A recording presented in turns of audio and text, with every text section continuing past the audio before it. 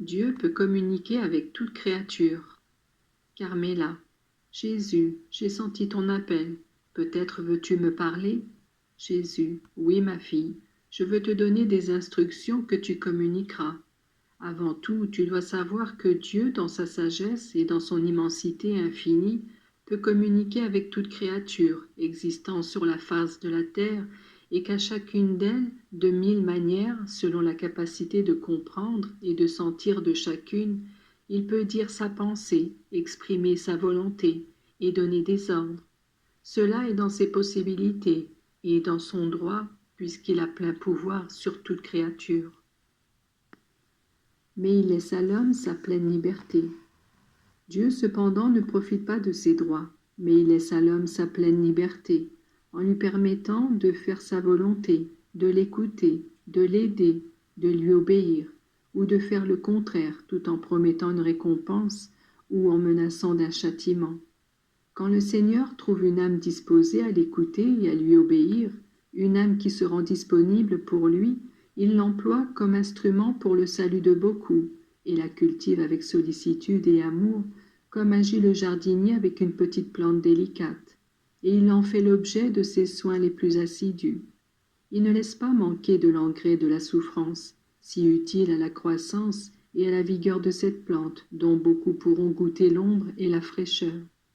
Dieu parle à cette âme et l'âme, assidue, attentive et constante, met en pratique ses enseignements et en fait la nourriture quotidienne de sa vie. Dieu lui parle quand bon lui semble, au moment qui lui paraît le plus opportun, durant la nuit ou durant le jour, quand elle est seule ou avec d'autres.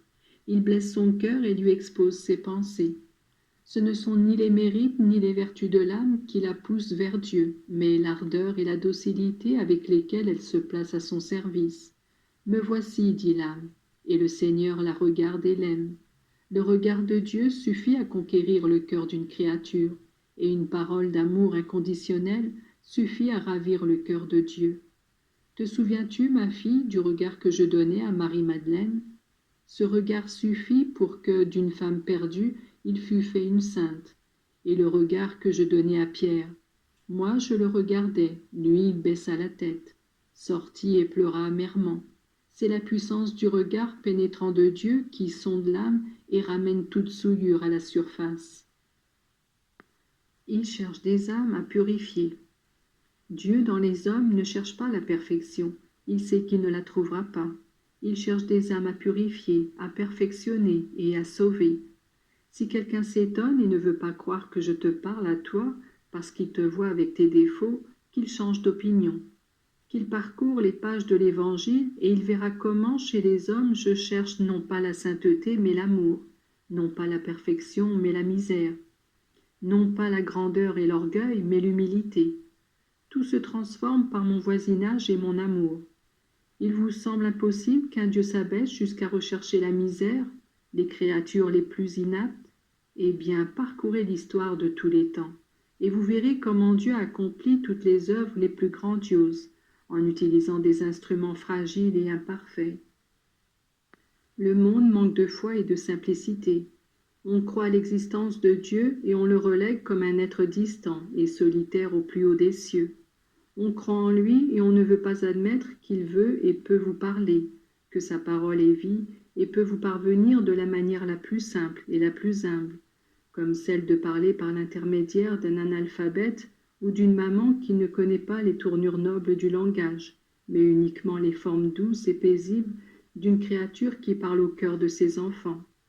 Et pourquoi doute-t-on de la possibilité, pour Dieu, d'opérer de tels miracles, quand lui-même permet non seulement aux hommes de parler de Dieu, mais à Satan en personne de parler par la bouche des hommes? Et la puissance de Satan n'est-elle pas infiniment inférieure à celle de Dieu et soumise à lui? Mes enfants, enfants de Dieu, croyez en lui.